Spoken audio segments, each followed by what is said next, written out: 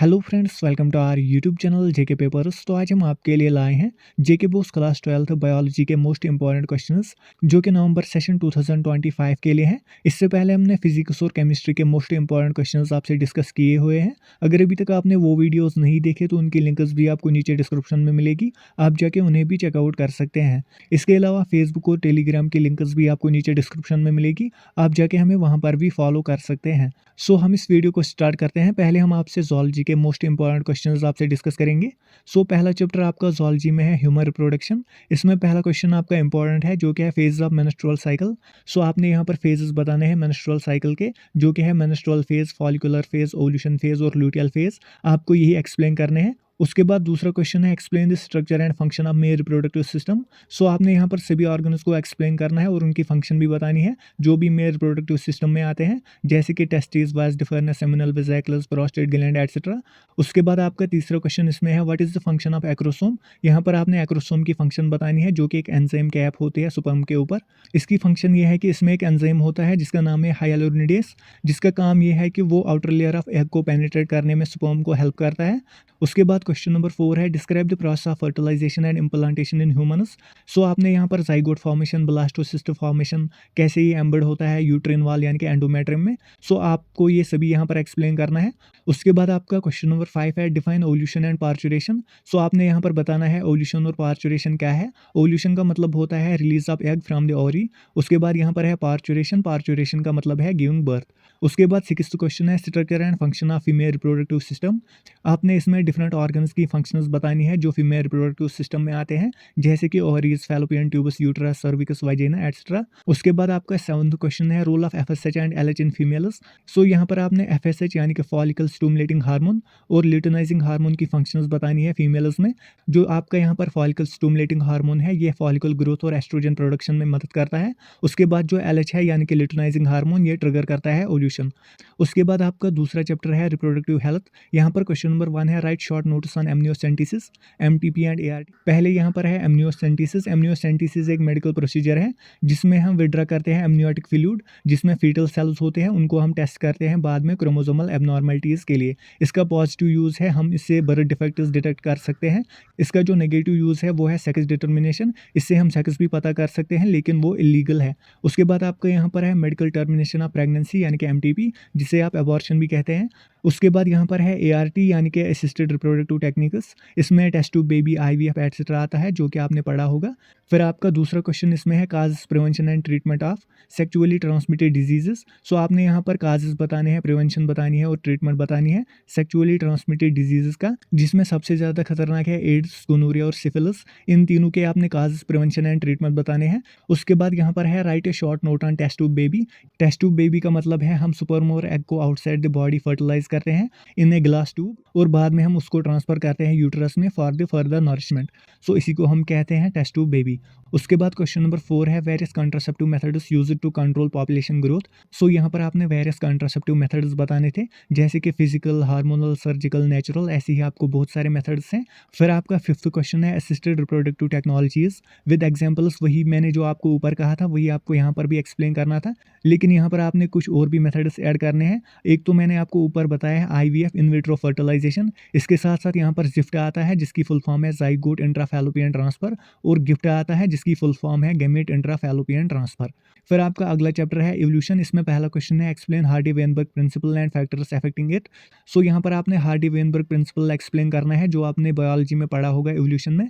उसके बाद दूसरा क्वेश्चन है एडेप्टिव रेडिएशन। एडेप्टिव रेडिएशन का मतलब है एक सिंगल एंसेस्टर से बहुत सारी स्पीशीज बनना। इसकी एक क्लासिकल एग्जाम्पल है डार्विनस फिंचेस, या आप ऑस्ट्रेलियन मार्सपियल्स भी लिख सकते हैं अगर आपको एग्जाम्पल्स पूछी गई।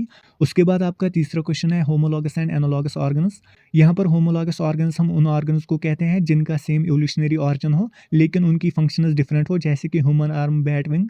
फिर आपका यहाँ पर है एनालॉगस ऑर्गन्स। एनालॉगस ऑर्गन्स होता है इसका उल्टा। एनालॉगस ऑर्गन्स में डिफरेंट ऑरिजिन्स होते हैं लेकिन ऑर्गन्स की फंक्शंस सेम होती है, जैसे कि बर्ड विंग्स और इंसेक्ट विंग्स। उसके बाद अगला क्वेश्चन है organic evolution and natural selection. उसके बाद यहाँ पर है question number 5 Darwin's theory of natural selection. उसके बाद 6th क्वेश्चन है कंसेप्ट ऑफ जेनेटिक ड्रिफ्ट।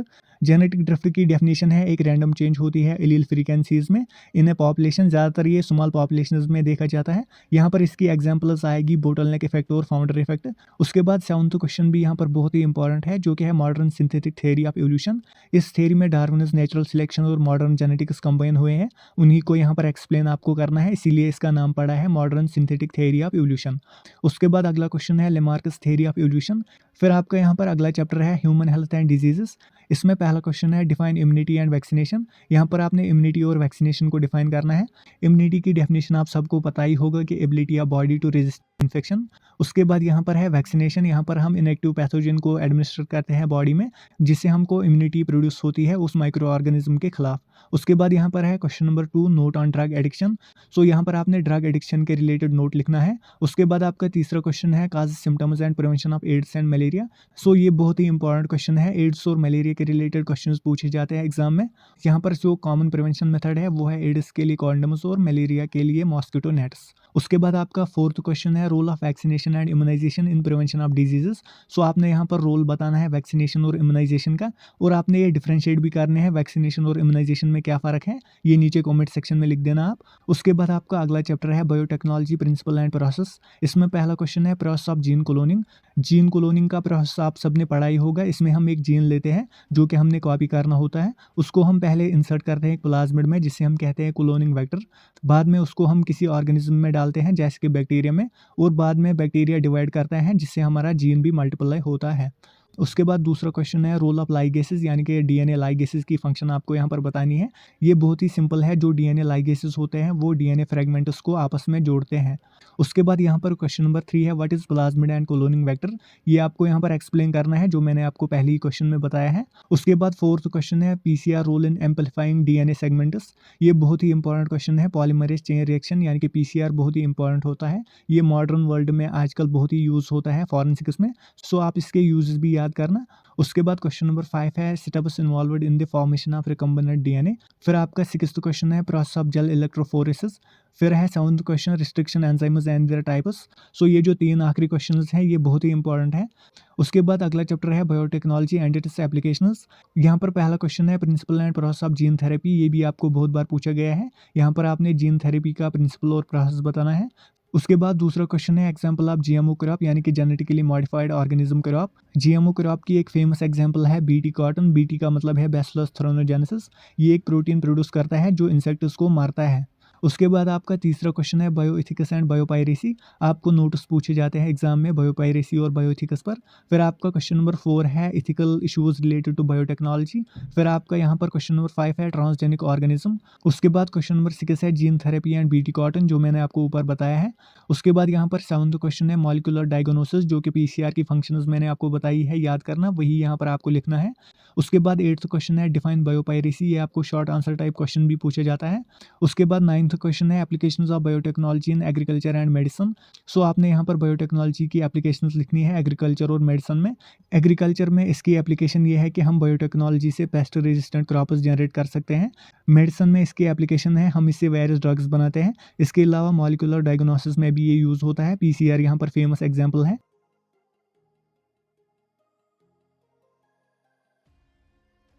सो ये थे आपके zoology के मोस्ट इंपॉर्टेंट क्वेश्चंस। अब यहाँ पर है बॉटनी के एक्सपेक्टेड क्वेश्चंस। इसमें पहला चैप्टर है sexual reproduction in flowering plants. यहाँ पर पहला क्वेश्चन है short note on double fertilisation.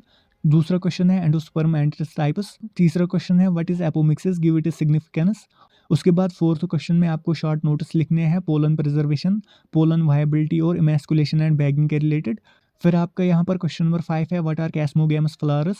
फिर है question number 6 right a short note on parthenocarpy. फिर आप यहाँ पर बाकी क्वेश्चंस भी देख ही सकते हैं। इसका पीडीएफ आपको हमारी टेलीग्राम चैनल पर मिलेगा, नीचे लिंक डिस्क्रिप्शन में है, आप जाके वहाँ पर भी ज्वाइन कर सकते हैं। उसके बाद आप जेनेटिक्स के क्वेश्चंस भी देख ही सकते हैं। यहाँ पर पहले आपका इंपॉर्टेंट रहता है लैक ओपेरॉन। फिर आपका यहाँ पर दूसरा क्वेश्चन है क्रोमोसोमल थ्योरी ऑफ इनहेरिटेंस। उसके बाद तीसरा क्वेश्चन है genetic code and it's properties, ये भी बहुत ही इंपॉर्टेंट है।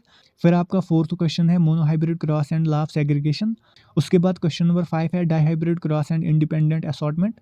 उसके बाद 6th क्वेश्चन है डीएनए रेप्लिकेशन इन प्रोकैरियोट्स। उसके बाद 7th क्वेश्चन है experimental verification of DNA as genetic material. यहाँ पर आपने Griffith's experiment, Hershey Chase experiment लिखना होता है।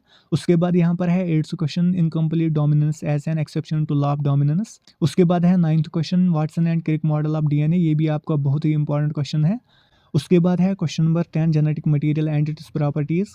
उसके बाद आपका यहाँ पर है multiple एलीलिज्म with respect of ABO blood grouping. उसके बाद 12th क्वेश्चन है semi conservative model of DNA replication. यहाँ पर आपने मेसल स्टाल एक्सपेरिमेंट एक्सप्लेन करना होता है। सो ये बहुत ही इंपॉर्टेंट क्वेश्चन है, ये आपको लॉन्ग आंसर टाइप पूछा जा सकता है। उसके बाद 13th क्वेश्चन में आपको शॉर्ट नोट लिखना है टेस्ट क्रॉस, बैक क्रॉस और पिलियोट्रॉफी के रिलेटेड। फिर आपका यहाँ पर अगला चैप्टर है माइक्रोब्स इन ह्यूमन वेलफेयर। यहाँ पर भी आप इंपॉर्टेंट क्वेश्चन देख ही सकते हैं। उसके बाद आपका लास्ट यूनिट यहाँ पर है इकोलॉजी एंड एनवायरनमेंट। यहाँ पर आपका क्वेश्चन नंबर 4 रैमसर साइट्स और इकोलॉजिकल पिरामिड्स बहुत ही इंपॉर्टेंट रहता है। सो ये आप ज़रूर करना, बाकी क्वेश्चंस भी आप यहाँ पर देख ही सकते हैं। सो ये था आज का वीडियो, इसका पीडीएफ आपको हमारी टेलीग्राम चैनल पर मिलेगा, नीचे लिंक डिस्क्रिप्शन में है, आप जाके वहाँ पर भी ज्वाइन कर सकते हैं।